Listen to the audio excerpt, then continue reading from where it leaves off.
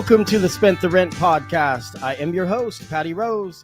My guest today is a former candidate for Oregon State Representative in Oregon's House District 12, Alan Stout. Alan, welcome to the show. Hey, thank you for having me. This is really cool.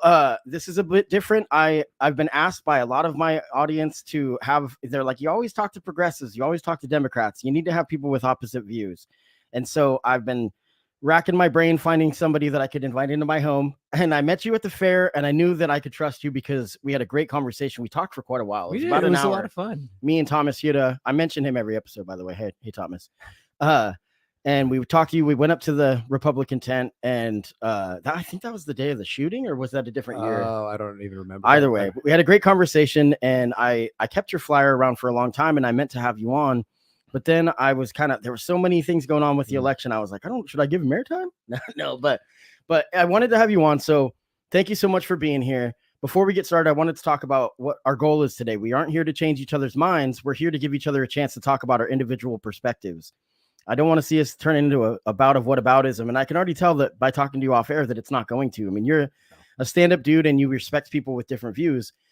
Sometimes it doesn't come across that that's how I view things, but that actually is. I mean, I talk about it a lot on the podcast. I was raised by my Republican dad, which, like a typical young man, my whole life's goal was to gain his approval. So I had to get inside of his mind quite a bit. And so I definitely feel like I'm confident in this, in talking to people with different views. And I actually share quite a few takes on certain issues as conservatives. But thank you so much for being here. No, it's really a pleasure. Thank you so much for having me in your house. And Yeah. So let's talk first about your campaign. You ran against John Lively, which is a tall order because he's kind of he's been in office for a long time in Springfield, and he's got a pool named after him, So talk about your campaign and what you learned about the community.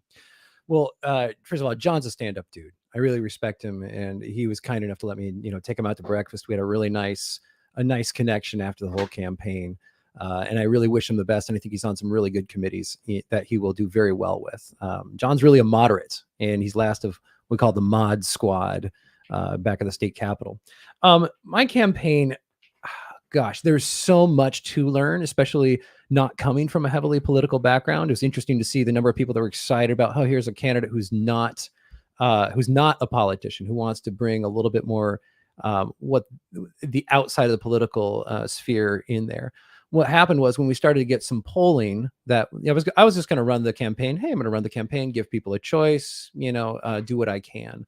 When we got some competitive polling, that's really when, some other folks who wanted to fund the campaign really stepped up. And that's where we got all the fun TV ads and all the other fun, flyers and mailers and everything else came out. 47% of the vote is huge. Yeah, it was a close one. I don't think any of us honestly expected me to get that far. Now, I think I would have been a good representative and I would have had a different take on a few things. That said, one of the biggest takeaways I think of this whole campaign is there's no free lunch and there's no easy street to getting there. When you hear about like the AOCs of the world or I don't even want to say it, but George Santos's of the world, he's a liar. But when you hear about these people that kind of skip the line, it makes news, right? But 95% of the time, really, our political figures are people that we want to have been in office, have been in, on a committee, been with been with, something involved with the community, so that they can see their track record and be like, oh, they're not just coming from nowhere. Right. So there was a lot of money that came into that campaign. Where was the big support coming? Was it mostly local, or did you get like support from outside of the area? All within Oregon, but there's a lot of the big support was from outside of the area. That's the reality. There's a lot of local support too, though. Sure. There's a tremendous number of either local donors, individuals, and a lot of times this happens on both sides. The lobbyists will look at a campaign and say, well, if you've got 20% of your support locally, they fund the other 80% of that, and that happens both Democrats, Republicans. Totally. It's the sausage. Totally. Made. I wanted to talk about the elephant in the room. There's no pun intended. The division in the country. It's like the vitriol, dehumanization of individuals for various reasons. Why do people in this country despise one another? And how can we begin to listen and show empathy? And is it possible to make America kind again? That's kind of a broad question, but it's a big question. And I think I think we have to be careful of the squeaky wheel getting the grease, because there's a lot of squeaky wheels out there and some of them really are angry. I don't think we got to hating each other. Hate's a form of slavery in my mind. It's a Sure. form of, personal slavery, bitterness. It's like drinking poison and wanting the other person to die, right? When I hate somebody else, I'm losing everything. And that didn't happen overnight. That happened drip by drip by drip. And likewise, you don't get somebody to be bitter by just one experience. You get them to be bitter of a whole lifetime of experiences. It's person by person, and I don't believe in a big national program or a big national push. I'm a person of prayer. I do believe prayer makes a big difference locally, but I really think it's these interactions, like just like this, where we're having a conversation, where we can stop hating each other, stop getting scared. A lot of times we're just scared. Yeah, absolutely. And there's a lot of people out there that are unwilling to see it for what it is. I mean, it's a difference in opinion on strategy in a lot of ways. There's not I always say that it's like, if you think that you're right when it comes to politics, then you're probably not. Because that's not how things work. I mean, it shouldn't be about winning, or it shouldn't be about being right. It should be about compromise and listening to everybody as much as possible, and then democracy prevailing. Right. I got a sign up there that's why I'm having you here. It says democracy includes those we disagree with. Yeah. Because we do have to come together. I saw someone like a Laura Boebert that's not trying to bring people together, but she, put out a tweet that said, like, gotcha, like, this isn't actually a democracy, it's a republic. And it's like, it's both. It's literally both, and I mean, that's semantics, and I don't know what kind of gotcha moment that is, that kind of stuff. And it's done. I'm guilty of it. Sure. Of putting stuff up there. I definitely will say that I have made a conscious effort to stop attacking voters, and I will, like, on social media. Yeah. And I attack the candidates and the politicians, because the voters are just caught up in this, and they're being pushed. I think it works both ways. I think that the candidates and the politicians listen and kind of do what they think the voters want to hear, but I think they also direct it. And then we've got news outlets that are like drilling it home that do not trust these people. These people are the enemy. We'll talk about that in a bit, but so I don't know. I mean, I just think that there's so many people I talk to. I'm a barber. Yeah. And there's so many people I talk to on a daily basis that are like, I just wish people could just like find ways to respect each other. Yeah. And I think that doing these kind of things, just sitting down, I think that's a step. Absolutely. So let's do something fun. Okay. I had each of us write down 3 of the top issues important to the opposition party. So I went into the mind of a Republican. I wrote down 3 things, and you burnt some nog choppa, not really, and wrote down 3 as a Democrat. So let's review what we wrote, and we'll talk about it. I'll go ahead, and you can start with your first one. All right. Are we doing the Springfield Democrats or doing national Democrats? I like, you told me that so let's do, you can do both. Okay. So this is from Alan Stout, from the mind of a Democrat. So I think this is a really good practice, because it's instead of thinking what you want, it's how you perceive what others want. Okay. For Springfield Democrats, I believe number 1 is jobs and wages. It's a very pro-union city and a very pro-union region. Do you want me to do number 2 and 3? Sure. Okay. Yeah. Number 2, I think, is access to healthcare. Absolutely. And is for all people. And number 3 is equality, and that's both economic and social. So from whatever economic strategy you are in, or whatever social strategy you're in, whether whatever group you're part of, it's that equality. I think those are the top 3 things that kept equality and equity. Equity is so important. It's something that I've learned a lot about. Representation matters to Democrats, because I think that they want to make sure that everybody has a slice and a seat at the table, and they're heard from as much as possible. The Democrats are such a huge tent, that it's tough. It's impossible to keep everybody on the same page, probably even more than the Republicans, even though I know that right now there's kind of a fracture, for a lot of different reasons in the Republican side. Oh, it's a bit like herding cats. Yeah. I mean, in many ways, I think both parties, if you will, are their own worst enemies. Yeah, absolutely. Because it keeps us from actually talking like person to person, and you have to talk party to party, and that's never very much fun. No, and I think the focus is always put on the right and left, when in all reality, the most voters are not either of those parties, right? Right. And so, like in Springfield, we have 10,000 Republicans. These are big round numbers. 16,000 Democrats, 19,000 unaffiliated voters. Yeah. That's huge. Oh, plus another 2,000, whether it's independent or Constitution or other parties.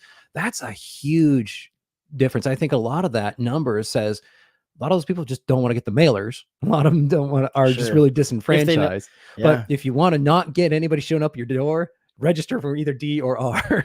Yeah. You know, less people knocking on your door. Is that true? Yeah, Actually? absolutely. That's Because those are funny. the swing voters you're looking for. There's a lot. This is part of the, you know, when you're running the campaigns, you learn, okay, there's modeling that goes along with every voter. Because I mean, I don't know if you knew, but your voter registration is a matter of public record. Yeah. And so Yeah. anyone can look up, hey, what are you registered as? And, you know, and there's also additional data that people buy and such. Both sides do this. Oh yeah. I'm where it says, aware. oh yeah, he's a hardened Democrat or he's a hardened Republican. I'm apparently a sportsman because I'm a fly fisherman. I signed a petition once. So that's how they know. Yeah, because I'm a precinct committee person for the Right. Democratic Party. I don't do a lot.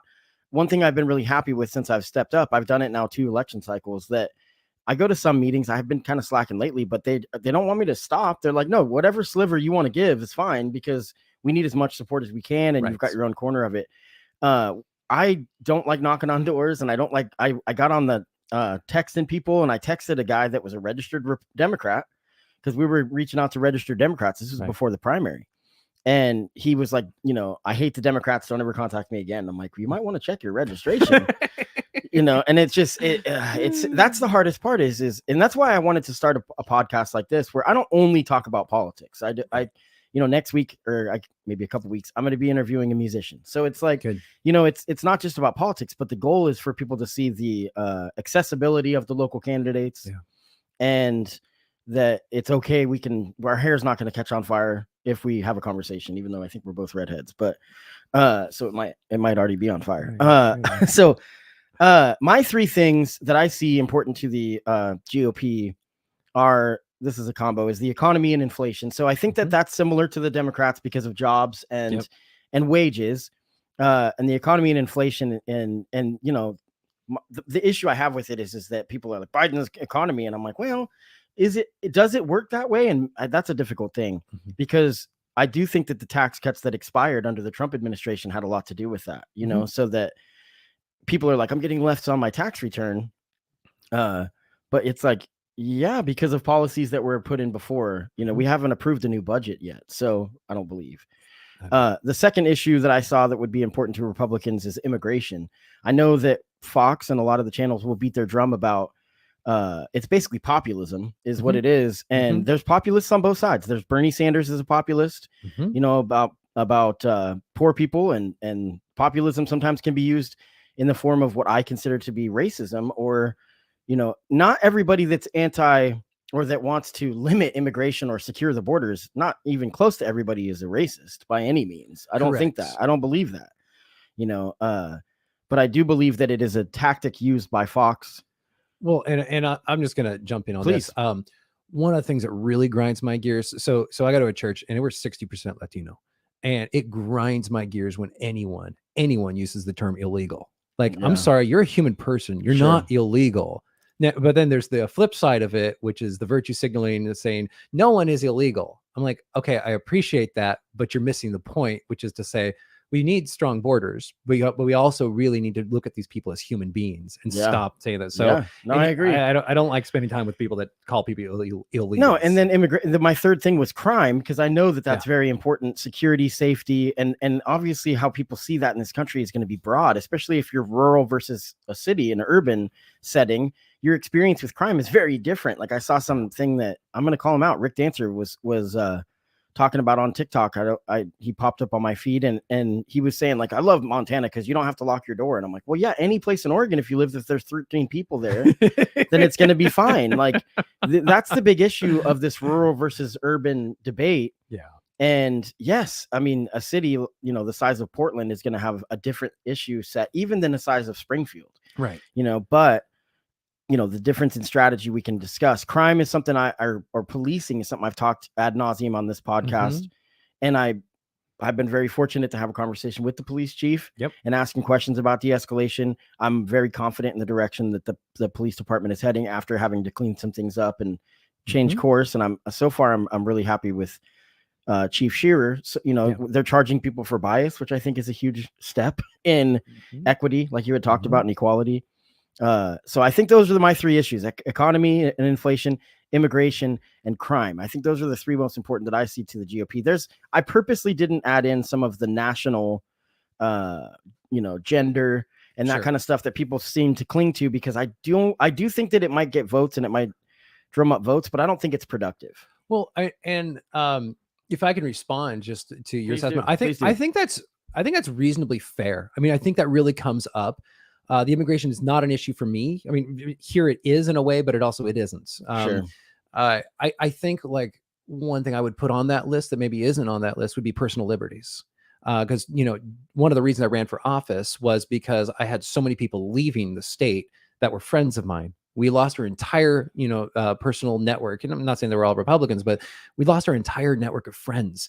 And they were moving to places like Texas, South Carolina. And they said, it feels like we can breathe better. I'm like, in 100% humidity? Yeah. But they felt like their personal liberties weren't quite as restricted as they were here. And I think that there's more to that. It's not just like a government's response to COVID, although that's part of it.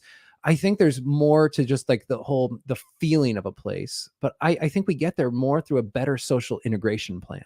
And that's not something that comes out of like, what do you mean by that? Being able to talk to your neighbors. What are the things we do locally that enable us to talk to our neighbors more? How walkable a city is. If we have extremely walkable streets, we're much more likely to actually be out and actually talk to the people next to us. If we're actually looking at how healthy we are in terms of alcohol use or drug use, if we're limiting that, I don't want to say we should use the government for all of that, but if we can, as a culture, say, hey, we want to be more virtuous as people, we're more likely to talk to each other and share our different perspectives. Yeah, I mean, and it's to me, addiction, which is something that I personally have lived with. I'm an alcoholic. I've been sober for almost 7 years, but there's a lot of different causes, and I think a lot of times it's lack of ambition or the fact that lack of opportunity is sometimes where idle hands, where you just like, I don't see a chance of progress happening for me, and so you kind of drown that. And also childhood trauma that everybody experiences on some level. Absolutely. And so there's just a lot of reasons. I'm happy, and it gives me hope to hear kind of your perspective, at least the way that you're presenting it, that it's not just like when you look at like immigration. Okay, that doesn't equal crime. No. For example, the immigration in immigrants, there's a much lower crime rate than there is in naturalized citizens, whatever you call it, natural born citizens. And so again, like you had said, it's not an issue that you see personally because we don't live in a border state. But yeah, I don't know where I was going with that, but the crime thing, it's something that there's a different perception. I think everybody wants accountability, but I have seen some on the right that seem like they like the boot on someone's neck. And that's something that gives me a lot of pause. I'm not saying you, absolutely not. But you heard it, I'm sure, on the campaign where they're like, they don't want it to be equal. And that's a problem. They don't, and so that's you're talking about civil liberties. Okay. Personal liberties. Yeah. This is funny to me how the two sides can both be so hypocritical. Yeah. Because, for example, like who somebody wants to marry. I don't think that marriage should be, for one, a lot of people believe that it's under God. Well, that's your own preference of how what faith you follow and whatnot. Sure. That doesn't have anything to do with government. Government's got no role in that. I actually think that we should be able to help people, because there's tax breaks for married couples. I think that you should be able to choose one person regardless. Regardless of because nowadays it's a 2-income world. Right. So it's like, if you want to have a roommate, who cares about your relationship status? Most married couples probably aren't having sex anyway. So I'm not touching that. Yeah, no. But I seriously see it that way. I think that we should have conversations about, let's just remove government's role in personal relationships. That's your own business. Obviously, there's going to be issues when it comes to the trans stuff. With sports is a difficult conversation, something people never want to actually talk about in good faith on either side. Right. I feel like people are like, it's a non-starter for people, even though it's not as easy as people want to make it. Right. And a lot of these things are so complex that I can't begin to, talk about them in the time we have together. But right. I just say, there's so much going into the conversations, and there's so much that has to be done in terms of nurturing positive conversations, but it's ultimately supporting people and looking at people as individuals, not treating them like numbers. Absolutely.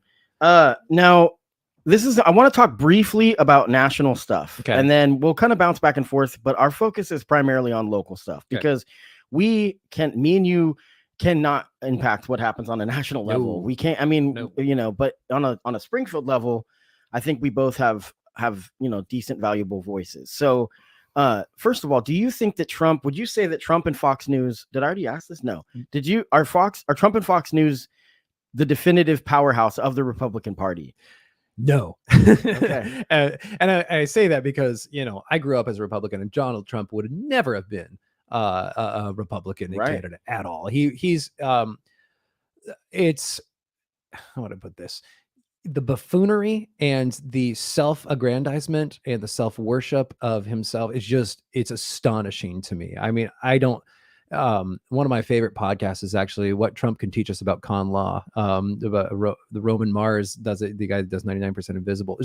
It's magnificent how they go through the craziness that is of our national politics. I think the only hope I have is hopefully for him bowing out or getting soundly beaten in a primary. Yeah, I mean, when I first met you, the first thing you said is, Thomas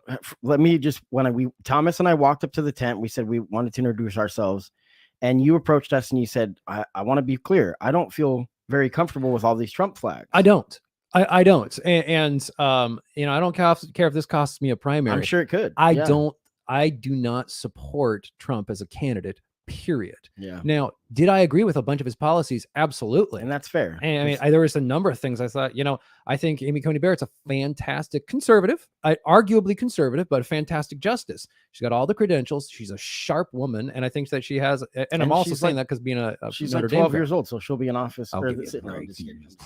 No, and that whole Supreme Court thing, again, it gets so ugly. I think people need to do their research on Ray Bork. Yeah. And how Mitch McConnell had a vendetta against the Democrats, namely Joe Biden, for Ray Bork. So look that up about the Supreme Court. It's wild how that whole thing has gone down. Sure. Where it's like, we are not going to have anybody that's moderate on either extreme. I think the Democrats have made more concessions in the times that they were, that's what Trump's success was as president, is that he appointed a far right swath of people to office. And I think that's why he was the most newsworthy. I say successful, not that I wanted it. I'm just saying that Sure. was very, productive for the goal. And then the stuff with Israel that I want to get your take on this. Okay. So this is a tough one, and I'm not ever going to criticize anyone's faith. Sure. I had a guy on talking about the Black Israelites, and that one could be perceived how it was. All I was doing was having a conversation. Sure. I wasn't signing off on it. I was really hesitant to push back because my guest was an African-American man that I felt like I wanted to give him a chance to be heard, and so my goal wasn't to be like, no, actually it was to listen. In Revelations, they talk about the destruction of Israel is necessary for Jesus to come back. Right. This is just in the Bible. Right. So this isn't like some conspiracy or this is literally written in the Bible. And I see evangelicals always Republican. There's no such thing as, I don't think, as an evangelical Democrat. Unlikely, no. But I see evangelicals going to Israel and just praising the locals and saying, I love you so much. And the joke I always want to make about it is like, they're like, can I get you a cookie? Do you need a pillow? Because I mean, we love you, but once you get destroyed, then that's when our things can happen. This is why I am concerned with faith interjecting with politics and legislation being written based on faith. The good news about the book of Revelation. So my master's degree is actually in theology, believe it or not. And so what we actually look at, I'm a Roman Catholic. I'm not an evangelical. I was raised in the evangelical world, so I'm familiar with it. The good news about the book of Revelation is it's so confusing, you can't actually make total sense of it all. Right. So that anyone that says, well, this has to be destroyed before this happens, I'm like, okay, that's one reading of that. What I actually read it as is this is an allegory for what's happening in our ritual worship. So because as a Catholic Christian, Jesus empties himself out, becomes nothing so that we can take part in his life and then return us to the Father in the perfect love of the Father, Son, Holy Spirit. That's the whole mission of Christ. So the whole Israel thing is a very sticky wicket. Oh my gosh. Absolutely. And there's no safe haven for either party in America. Right. But I reject any theodicy, any kind of, we have to do this to do anything else. Cause that's just lunacy. And that's totally interjecting a very crazy bit of faith into there. Right. And some people genuinely believe that and hold that to be true. What is your take? Fine. I know that, we talked about getting in the mind of other of the opposition. Yeah. One thing that I've had a lot of conversations with conservatives in my family, and their faith is so paramount to the way that they think, and that obviously because it's their ethos. Yeah. And they a lot of times talk about wanting prayer in school. What do you feel about that? I mean, it's tough because of course it's like we have to make sure that everybody's getting represented in this because there's different beliefs. I'm a Christian in many ways, but there's also times where I very much so doubt and don't know if I want a definitive answer, which I've been told by someone before. They said, if you don't know if you have faith, then you don't. And I disagree with that to an extent because mine isn't definable. Sure. And it's all inclusive. So sure. Prayer in school. We want to touch that prayer one? in school. Yeah. Oh goodness. Obviously the civil liberty would be, you'd be allowed to, and that should always be be the thing. Yeah. It should always be allowed. Anyone should be allowed. It should never be compulsory because you can't compel prayer. Yeah. Like that doesn't make any sense. Then you're actually compelling sin because it's a lie. Yeah. And I'm sorry, you're not going to convince me to lie about something that doesn't work for me because then I have a conscience and it's that. But I will say that like, if there were a group of Muslims that wanted to start a Muslim school, I am pro school voucher. And I understand people get really scared when I say that but the reason they're scared is because they say, so you want to cut public education? I was like, no. Stop. You're not listening. I'm not saying that at all. Let's run the hypothetical that every teacher keeps their jobs, who, by the way, are underpaid. Let's figure out a way that the public and the parents can work together a little bit more intelligently. The dollars that are being paid to the state towards the education budget, the $12,000 a year per child, how can we spend that better? And I'm looking at, and there's been some really interesting things I've seen where typically students with special needs have gone to the public schools. Well, that's where they had the resources. Although sadly, I've seen some cases where it's like they actually haven't had the resources. And then a lot of kids on the fringes, to the credit of some of the Catholic schools in town, have been willing to take them on, knowing full well, yes, this is going to be an additional investment. This is going to be an additional cost to our bottom line. And I'm just thinking to myself, what would happen if we gave the parents the opportunity to live out their ideals, no matter what faith they were? Yeah. You want to do it more Waldorfy, do it more Waldorf, more Montessori, more, NPR should have its own school if they want to. I mean, snarky, but now, is it true that the national, and I don't expect, you don't have to know this because we do have Google, but is it true that the national, Department of Education didn't start till like the 1980s? I do not know. So I'm pretty sure that I'm going to Google it. Okay. I'm curious I'm curious. Yeah, because my dad was telling me about how it was when he was a kid, and he's like, it was way different. And, because they wanted kind of a national, let's just do this. Okay. So this is fun. When was the Department of Education enacted federally? 1979. Wow. 1979. And so, that is a shock. I was born in 82. Right. And so the idea that states were up until 1979, when I heard that, I got to be honest, it kind of changed. I think it's a good intent on public school. And hear me, this is going to probably ruffle feathers, but I heard that and I was like, okay, wait, we survived up until that point. Now, my concern with what you were saying is equity concerns, right? Where when it's vouchers, there's it's like with homelessness, the argument is like with the mission, it's like, well, you got to go to church and things like that. And so that's a whole different issue. I'm just saying that in a voucher program, there's somebody that's making those decisions that comes from a position of power. Yeah. And that's a difficult reality. Well, I think this is we're getting a little bit theoretical here, but I think this is important. So I don't ever think about the United States as 50 states. I actually think about 3,100 different counties. We have 36 in Oregon. I'm interested in the 1970s and 80s, there was a real move politically to concentrate all of this power into the state level. And that was done in the name of equity. Now, I appreciate that because, let's say we're in Wallowa County and the roads are really rough, but maybe they just can't afford to keep up that much road because roads are very expensive to keep up, believe it or not. What I can understand a state needing to normalize or make an equilibration between the very wealthy counties to pay for statewide projects. But generally speaking, my approach to everything, and had I won the election, I decided anytime I have an opportunity to vote to give power back to the individual counties, I would do it. I think that's where we can make better decisions is on a county level and not at this state level, because Wallowa County is completely different than Lane County, completely different than Multnomah. So I agree. And it's tough because the funding is going to come from, again, it's the urban versus rural thing. It's like the funding is, I mean, that's the difficult thing. I'll give you an international example. So my wife and I, we lived abroad for the first 3 years of our marriage in Spain. It was great. And it was, we can talk healthcare in a minute, but healthcare was great. We lived in Navarra. They had an awesome healthcare system. And what happened was all the taxes first went to their foral, their local government, the kind of the county-wide government, before it went to Madrid.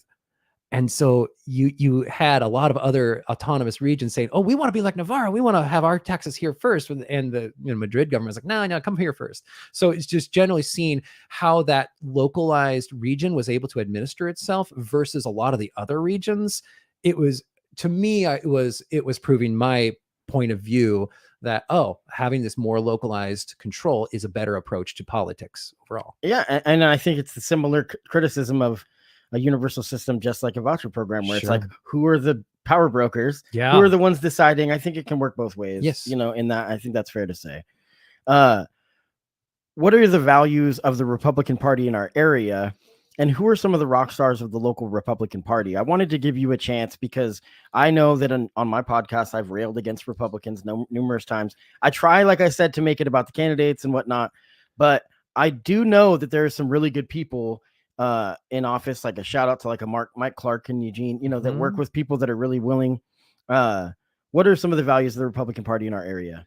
Well, I would say personal liberty. I would say focus on small business. I know focus on the family. I think those are really things. And I don't think they're trying to define too closely how the family should be. And that's, I mean, to the credit of many of them. Personal liberty is huge. It's huge. But I would say the heroes, this is tricky because the Republicans don't have a lot of elected officials in That's a good point. Our area. It's true. That's I mean, a good point. Now I will push back on some. I've been listening to your podcast for a little bit, and I'm gonna just say you got to have David Lovell on to speak for himself, because I think you'd enjoy talking to him, and you could have he's a lot more cantankerous than I am, and he'd push back, I'm sure, in some ways. And David Lovell, like, that brings me into the segue into the next thing. So I do like it's true. Well, real quick, one more thing about the rock stars, though. Yeah. Who's the first person that comes to mind? I know that there's not people elected official during your campaign. Who was somebody that just always was there, in the Republican Party? Somebody that's really reliable in Springfield? Sure. I mean, I would just talk about my friend. I don't know if I can say it. I mean, I'll call him Jeremy. I'm not going to say his last name. Okay. So Jeremy, just because I won't say anymore.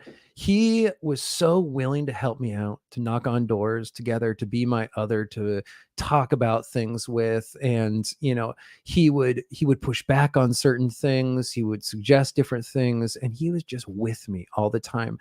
He's just an employee, right? He's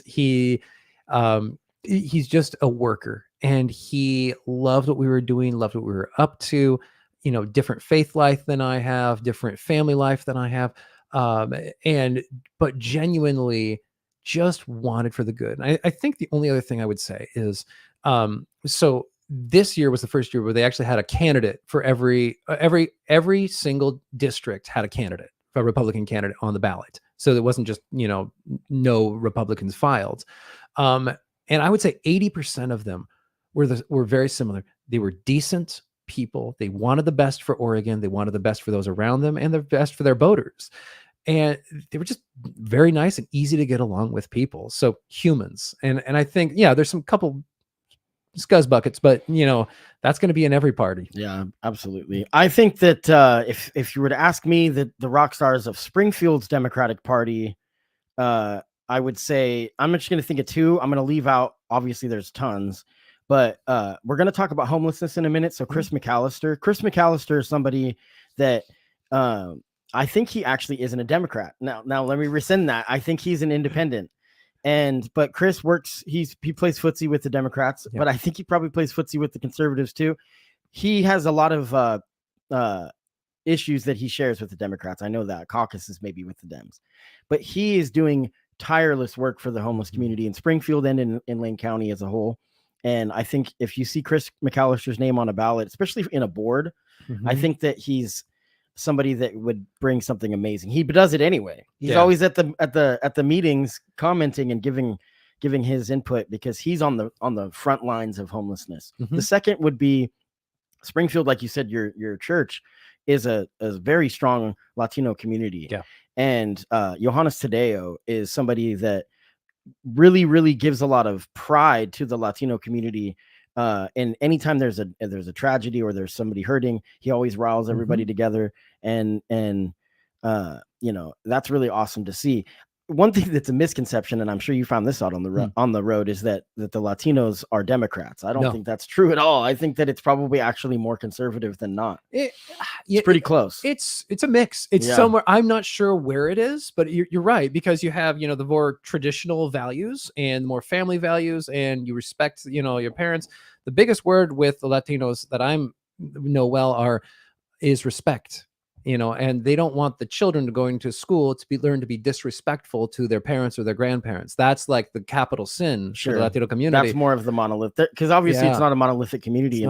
And with immigration, there's going to be people that are maybe second generation American or maybe first, right? That oftentimes will look at it different. Like when the way that we got here, it's kind of interesting where it's like almost like they're pitted against someone across the line that might look just like them. Now I'm going to tell you. Now we did a little voter registration drive up at church again, and it was we had 2 people register to vote, which is fine, absolutely fine. It's just, hey, I'm there to offer, and it broke my soul. The only one of them registered unaffiliated, and the other one was a Democrat. And I was like, oh, this hurts. That was fine. That was there democracy. That's democracy. I don't know if I'm supposed to say this, but as a precinct committee person, one of the jobs, and I think both sides were doing it, watching the ballot boxes. Yeah. And I'm happy to say that there was no reports in Springfield of any mischief on either side. No, nobody firebombs the ballot boxes. And there was we're not going to talk about election fraud because we're talking local. There was 0 examples of that. Yeah, I mean, I have a great respect for all of the secretaries or the county clerks, with the exception of Multnomah and Washington counties, because they completely botched some of the things they did. I don't know much about that. I'd have to read into it. So now I was going to talk about homelessness. I kind of know the answer to this. I still wanted to word it this way. Do you support Tina Kotek, Governor Tina Kotek, in any way on her emergency declaration on homelessness? And if no, what would your strategy be on tackling homelessness in our area? Okay, this is tricky. First, so I mean, I'm not a fan of Kate Brown, and I am very suspicious of Tina Kotek. That said, she is the governor, and I want to see what she's going to do. Sure. Okay. The biggest thing is I want to see the money spent equitably, among the rural counties, because I don't think they necessarily got the same shake that the more urban centers did. This comes back to how a Republican sees the Democrats, which I think if I were to put a one word, what's really important is infrastructure, using the system. The systems are very important. The structures, the bureaus, the policies. This is what we've built over time. And for a Republican, especially one with no political previous history, it's sort of like a wrecking ball to their system. And so I don't have a lot of faith that those funds will be spent wisely, especially when we're talking about big state programs that are here to alleviate the things that we're struggling with on a local level. And so I'm always suspicious of that. I'm honestly grateful, though, that she chose to spend the money, because there are so many cool organizations, like you're saying, that are doing amazing work to help the homeless. And so it's really a matter of the devil's in the details. Are we spending this the right way? Are we finding the right organizations that are helping the most people? On your podcast with Shelter Care, it's just not enough is being done. Yeah. And there's never enough funding. There's never enough funding. I mean, and then the Republican in me will say, well, we haven't built enough houses, because fundamentally the market is such that there's way too much demand for too few houses. Right. And this is why we never have a safe haven. It's because like we have builders, there's been some tax cuts that have been offered for if you build low income housing. Sure. And then especially in Eugene, you see, university housing going up that's going to be $3,000 a month for a 1-bedroom apartment or more. and it's not fixing the problem. No. And the argument that I can't remember the guy's name, but the dude that was building the new Fifth Street Public Market, he was trying to get these tax breaks, because he's like, well, if I do high income housing, it opens up low income housing. I'm like, oh, that's not the answer. We need all of it. We need, the market is against equity in this case, because the market forces on housing or so much. The great travesty, if you look over the last 50 years, has been the 30-year mortgage. It has financialized our houses, which never should have been financialized to begin with, because people need a place to live, not to. It used to be that housing was maybe 5 to 10% of your total net worth as a family when you were saving for it. Now it's like 80%. Right. And people like, well, I got to cash out and move to Arizona because I want to have money for retirement. It's playing the game. It's playing the stock market. It is. It's become a stock, and that's an evil thing. So we could actually, as a state, do something differently if we're interested in creating greater equity within the housing market. But that only solves a little piece of this whole thing. It actually takes a lot more of the local approach to this. I don't love housing projects. I don't want to see this is the area for Section 8 housing. This is the area of low income housing. I think that's a huge mistake. I think much more exciting would be like, hey, we have an ADU and we can afford to put somebody who is otherwise living in a trailer into an ADU. There's so much of this homelessness that's not even talked about. And the other thing is, before people get homeless. Yeah, before they get homeless, like they're almost homeless, or they're housing unstable, or unstable. I don't know. Sure. And there's other models that don't cost so much. And so again, the financial conservatives saying, why are we spending so much money per capita on these things? Yeah.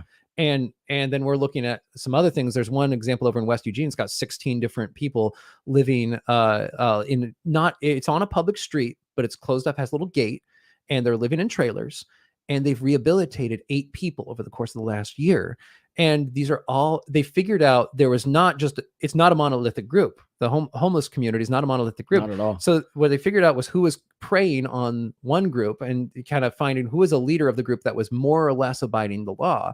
And by eliminating those and creating safety for the ones who were not committing egregious crimes, they were able to create a safe haven for them and allow people to just chill out long enough. The business owners over there were able to say, hey, I want you to live on the property and behind the gate, and you're going to be my security watchdog. You're going to have access to our alarm system. And if somebody's breaking in, I want you to call the police, because the police will have a lot more requirement to respond when somebody's physically living there, versus if there's nobody there. Right. So I'm not positive of this, but I remember, I think I remember reading something about this emergency declaration that not only does it allocate funds and it asks for help from the feds, which is why they're done. I know that the Kate Brown, they're like, emergency declaration for COVID. The criticisms of it, it's like they keep extending it. It's like, well, she has to do that. And that's how you get the funds. But I do believe this is something Republicans would like, is that I do believe that this proposal does have ways of building more housing where it cuts some of the regulations. The SDCs. Yeah, and those we see what happened in Turkey. Hopefully, it's not the earthquake regulations. Yeah. You know what I mean? So I mean, that shit happens. That's where it's like we want to be able to make, we want to build housing, but we can't cut corners with safety. Well, and also, we can't keep building cities that require us to drive everywhere. Yeah. I think one of the greatest inequities, and if we go back to Boston, right? You can actually walk places. I didn't have a car there for 4 days. Yeah. Bingo. And can you get around in Springfield without a car? It's Barely. not easy. It's not easy. I used to do it a lot. I've many times on the bus, but it's not ideal.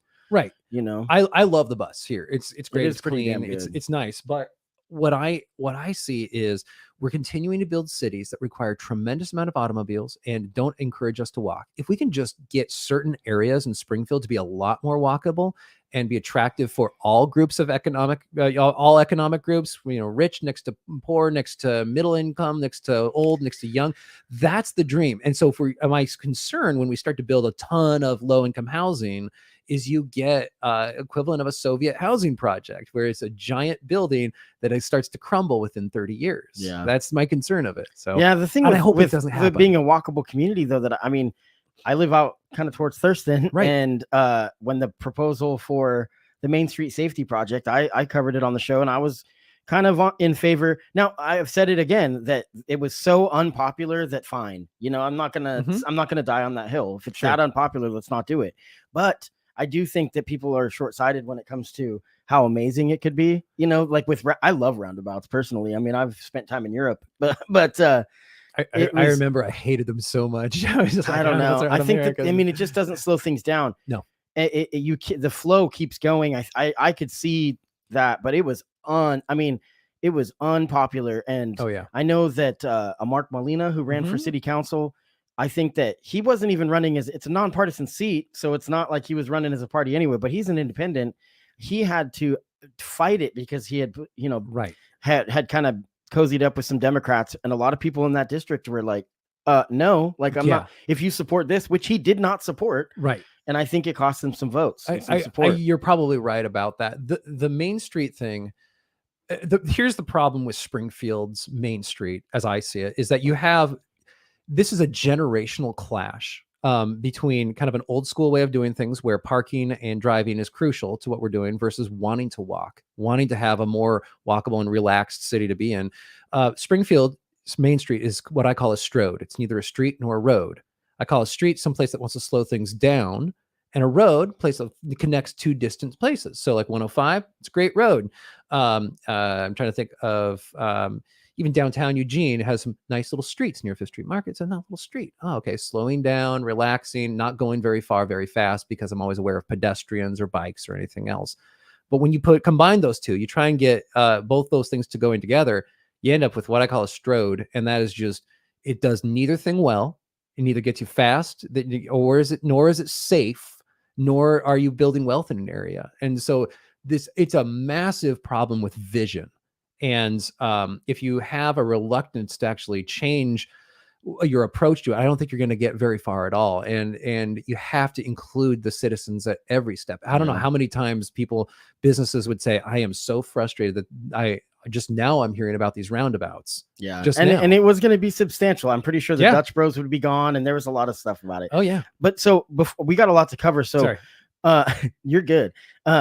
David Lovell, Lane County Commissioner David Lovell has talked about folks having skin in the game and how businesses is the solution to homelessness. Do you agree? And how do you see that coming together to help those in need in our community quickly? Yeah, it's half the solution. And part of this is that same park that I was talking about, where you have business owners saying, hey, we're going to basically adopt this group of people over here. And hey, these are some very reasonable places. There's a bunch of places where if you have somebody who is living on site, it's in a trailer, but if you have somebody living on site, that can be another place for a home in an industrial property, in a commercial property in the back. That can be a really nice watchdog for a lot of people. Who would make that? I mean, it would have to be it comes from the individual kindness owners. Of their heart, Well, yes and no, but you look at them not as the other. You stop looking at them as homeless folks. You start looking at them as your neighbors. And yeah, absolutely. And one thing Shelter Care told me was that the statistics do not support the facts that people are moving here for homelessness. The homeless community, I don't know the exact number, but it's a majority of the people are 10 years or plus lived in Oregon. I think the confusion that a lot of folks in Springfield have is like, why is Eugene so much more concentrated with homelessness than over here? And there's this trouble. That's where the services are. I don't know the answer to that. It's not my biggest thing. It could be because of the walkability. It might be, or it might not be, because when you increase your walkability, you actually increase stability of people. You have a stronger society as opposed to one where people feel isolated. So I think drugs are a big issue. So that's why policing, yes, it has to be involved with homelessness. It's not saying it's the only part of the solution, but making sure that we can. I care very much about a drug user. I don't care to prosecute a drug user. I care to prosecute the person he got it from. Yeah, no, I agree. And I actually want to do a series or a documentary I'm considering about fentanyl and how much I think that they should change fentanyl distribution on streets. They should change it from selling drugs to selling poison. Yeah. And because again, I'd love to have you back on sometime so that we can have a very nuanced conversation we're covering a lot here, but to cover only policing, drugs, 110, we could, that would be fun. So we're going to move on. We got a couple more topics. Okay. labor is the next one. And I've been very pro-union on my podcast, but I do want to give you a chance to speak on your experiences working as a small business owner and get your perspective on what it is for you to work with unions. Right. So small business, I mean, small. So I have about 4 employees, and I love them all dearly. They're wonderful people. We're not a union shop. And the critique. What kind of company? We're a small building materials wholesale distributor. So I buy and sell rebar and cedar shingles. Kind of random. It's pretty exciting. It's awesome. It's very Oregon. Rebar is the biggest recycling operation in the Pacific Northwest. Wow. We take all your auto scrap from those auto yards, gets processed in McMinnville and turned into beautiful bar that builds your foundations. So there. No, it's awesome. And this is real quick. This Yeah. is one thing I think is a misconception Democrats believe is that that Republicans don't care about the earth. I think that is complete bullshit. Like Yeah. they absolutely do. We want clean air and clean water. Right. So go on. So, okay. But rebar, I'm so sorry. You were talking about your business, and it's a small business. It's a small business, right? There's a few areas that as a small business, we're really struggling. And one of those is being competitive by healthcare. When we don't have, I mean, again, that's why I propose a healthcare voucher, but I'm as opposed to a single payer system. Keep in mind, the single payer systems that are effective in Europe, especially in Spain, I'll use that example. That wasn't a result of a leftist movement. That was actually a result of an autocrat right-wing dictator who established these things. And I don't think most people want me to be promoting fascism. And so that's where I get very, very prickly. There's healthcare in general, like universal healthcare. Yes, in terms of how it came to be in place. I think it's go ahead. I'll let you finish and then I'll talk about it. Anyway, but here in the States, so I would be happy to turn to union labor. I reached out for to look for a truck driving position. Well, the issue was I couldn't kind of pick and choose certain employees. I either had to be an entirely union shop or a non-union shop. And, as a business owner, the one thing I want people to show up for work and work hard and do their job well. Right. And in return, you were looking for better wages and better working conditions. Well, when you are smaller, like we are, you have such a variability in the season. You can't guarantee that you're going to have the labor all the time or the need for the labor all the time. And then you have to not risk not hiring because of unemployment, but insurance goes up. Right. Like if you lay people off, it's a lot harder than people want to admit. That's the thing. It's tremendously difficult. Yeah. And I almost kind of think of, maybe a better approach would be, hey, could we look at the union labor as more of almost like a temp service in a way where you have people that are on the team that you're constantly, that you're playing either the same organization or a different organization, but hey, because you're a union member, you have first shot at getting the jobs that do open up. Because it's not, I think that Republicans don't like unions overall, not because we don't like union labor. We don't like big national unions or state unions. I think that's categorically a problem because you're concentrating power. A card-carrying socialist will say to me, the unions are the people.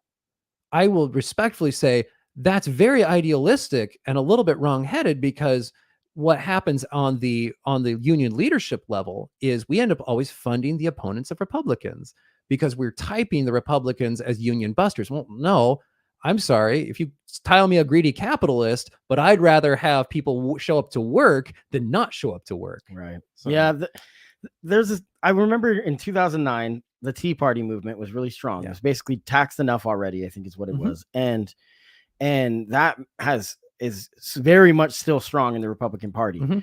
And there was a thing though. We're not, we talk about business and small business that I'm all for that, listening to those people. What I'm not for is the crybaby corporations, right? And when the argument of massive companies like Walmart, for example, that are like, we can't pay healthcare. We're going to give everybody shorter, not enough hours. But there's a joke that there's three people sitting at a table. There's a Tea Party voter, a corporate CEO, and a union boss. There's a dozen cookies sitting between them. The corporate CEO grabs 11 of the cookies and says, "Hey, guy, that union guy is trying to take your cookie." And that's how I see it. So it is. I mean, I know that's obviously, metaphoric, but the thing is that we could be here forever talking about union versus corporation. I think that you have to have unions to fight the corporations. And so, but they can't become more powerful than the intention. They're supposed to represent the people. I agree. Correct. You have to keep larger groups honest. This is a tough question, but Mhm. if you paid an employee $20 an hour, which I think is a Mhm. good wage in Springfield, how much as a business owner is that going to cost you per hour? Roughly. Sorry, can you? So if you pay someone $20 an hour, they are taking home $20 an hour. Oh yeah. How much roughly would it, as you being the business owner with Social Security, taxes, if say that they're full-time, so they get health insurance. Okay. Well, I think that the requirement is not if you don't have 50 people. I don't have 50 people. Okay. We don't have to cover that, but honestly, Obamacare did some things nice, which was to say, okay, there's a very nice tax credit. So it's like, did you hear that, folks? I have. No. Well, Yeah. This is again where I come back to saying, if you're making, it's really penalizes people who start to get their start.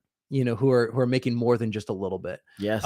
Because like right now, it's very inexpensive for certain people who, if we're paying them $20 an hour, and it depends on when you start and all those sorts of things and how many kids you have and that sort of thing. But it can be very inexpensive at the very low end. But when you start to move up, making, $20, $40 an hour or $30 an hour, now you're like, oh no, those tax breaks go away very quickly. But the cost of living here is crazy. Yeah. The cost of housing, and this goes back to the big, great evil of financializing the housing market. It affects all of us. So I'm interested in how can we create enough housing here that is done in a way that creates that walkability, because that's going to be the long-term health of our city. If you ask me, hey, what do you want for Springfield? I want a healthy city. Yeah. I want people to be, drinking and smoking less. I want us to be walking more. I want us to be meeting each other in parks. I want, 3 generations of people to be able to walk hand in hand to the church, to the restaurant, to the park, and also to the cinema. And all that's a nice Sunday afternoon. Yeah. That's the dream. It's tough. I mean, because they're talking about banning flavored vape, which we could be here forever. And even though I actually use Did you talk to Eric? Yeah. I have. I haven't had him on the podcast, but yeah, from Oregon Vape Society. They're good people. Yeah. Honestly. He's and he's a libertarian. But anyway, they're talking about banning that. See, this is where it's like you talk about civil liberties. Yeah. And I agree with that what you were talking about, but I wonder where that line is, where you decide what, it's like, I don't want to see people drinking and smoking. That's tough to, first of all, drinking. I mean, that is a humongous part of our culture. Yeah. And it sucks that it is because it destroys lives. So I'm with you on that. Now, how the government's rolling that is tough, because I think that it's just this is gonna be too long. Let's not get too far in the weeds. Yeah, but it's just tough. We'll have to have another episode. Yeah. You wanted to talk about healthcare before we get out of here. We're already getting up to the hour, so let's talk about healthcare. An estimated 112 million adults, 44% of all adults struggle to pay for healthcare. Double that to 93%, and they feel that they don't get what they pay for. I've advocated for universal healthcare. I do want to say this first, but I will hear your perspective on why you are more interested in like a voucher program. Mm-hmm. I do think that universal healthcare, we need mental and dental. Mm-hmm. We need, mental health care, I think can address a lot of the homelessness issues, because I think if somebody actually is being seen and their care is being, taken seriously, which means it creates jobs, because we're going to have a lot more in the medical industry, which then those people have good paying jobs that then go back into tax revenue that pays for the system itself. I don't think everyone looks at it like socialized medicine. That's not what it is. It's a way to pay for it. So it's a way that I've heard proposals that maybe you could charge like 4 to 8%. Right. 8 is a higher number, but 8% I think is still less than what people are paying for their health insurance, and you would get to go and just get seen. Now, wait times could be long if more people are insured, but that is a dark reality when someone says, I don't want to do this because if you're seen now, I have to wait longer. Right. That's like saying, I'm not going to give you a piece of food off my plate because then I would have less and you'd have some. Mm-hmm. And so I'm a huge believer in universal healthcare for the simplicity of it, for the fact that people don't have to question, like you had said, you lived in a place where it existed. Yeah. And you go to the hospital, and instead of getting a bill, you get a parking voucher. Yeah. And I remember, I was like, I had some sinus infection or something. I was like, hey, I think I need to see a doctor. And I'm like, okay, well, for next appointment's at 11 o'clock, and it's 8 o'clock in the morning. So, okay, I can wait a couple hours, so I go back home. That's not too bad. No, it's really not too bad. Same day. And then I think the doctor was on time. Waiting room was spotless. The doctor was a real doctor, not even a nurse practitioner. Shout out to all nurse practitioners. Sure. You're awesome. But just saying. And then the medicine that got me over it, the antibiotic, was like 60 cents.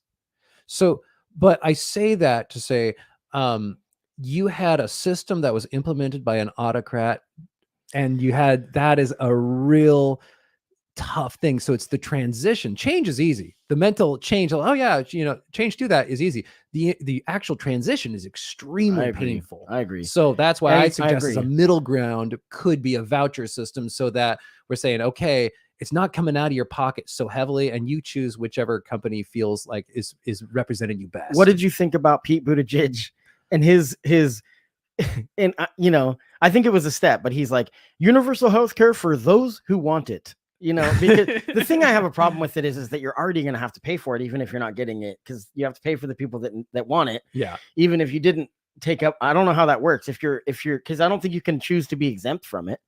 No, you really can't. What I'm saying? I mean, you can. So you could do a public-private partnership, and I'm a big fan of those. And this goes back to kind of education questions. Like, yeah, it's public and private together. And when we put restrictions for no good reason, when we put ideological restrictions on how the money flows, that's, I think, where the problem is. And I'm not an ideologue. That's a conversation starter, because an example of public-private hybrid is like Willamette Lane. Yeah. And they are as successful as you get, Yeah, And I mean, but then there's also tension, of course, between the city and Willamette Lane. Because now you have two different organizations that are running together. Now, I love Willamette Lane and I love me some Springfield. But we got to make sure that we're doing right glove, left glove, and we're working together, because I think Willamette Lane could be that missing link between what the walkability, really connecting the entire city, being those blood vessels for the city through which people can flow. And now you get your walkability. Sure. And now you get Springfield being the most, healthy city in Oregon. All right. Well, we covered a lot. And so, obviously we bounced around, but I do appreciate you coming on and giving me your perspective on some stuff. Look, neither of us died today. That's good. So last question. What is the future for Alan Stout? Is that you're going to run again? I'm sure. I would never run against Mr. Lively again. He has my respect, and my hat's off to him. Wow, that's a bold. He maybe. I mean, he is solid, and I wish him many more years. Wow. I really do. I want to be involved. My hopeful is to be I'm hoping to earn a spot on the planning commission, because that gets you involved with a lot of the changes, and there's a lot of education that goes on with it. Planning commission is more of a jury type position, where you're trying to assess, does it follow the law, or does it follow the ordinance, not what do I think personally. Sure. Yeah. Well, hey, Alan Stout, thank you so much. It's been a treat to talk to you. Look, this is an example. You guys can go and you can have conversations. Just be an open mind. You don't need to prove the other person wrong. I think that even though we're being broad, you're not running. So there's no, we're being broad about a lot of the stuff. We could really break it down harder, and maybe we should. Maybe we can get together, over the next couple years and whatnot, maybe every few months or something. Sure. Have you back on, and we can talk about. We'll narrow down an issue. Yeah, let's figure an issue and let's deep dive into it, and we can both prepare. I think healthcare would be a good one. And maybe bring some. I mean, I know you are down to debate, but bring someone on that maybe I'm not a politician. I'm just a citizen that started this. I'm very underqualified to do this job as a podcast host, but I'm learning as we go. Yep. And talking to people like yourself is a big part of that. So I appreciate it. This has been fun. It's really been a pleasure. Thank you so much for coming. All right, we're going to get out of here. We've got one comment from Victor Keith before we go. I wanted to make a comment or two in the beginning, but I couldn't settle on one point. Good show, guys. Thanks for watching, Victor. You're a champ. Hey, we're going to get out of here. Thanks so much.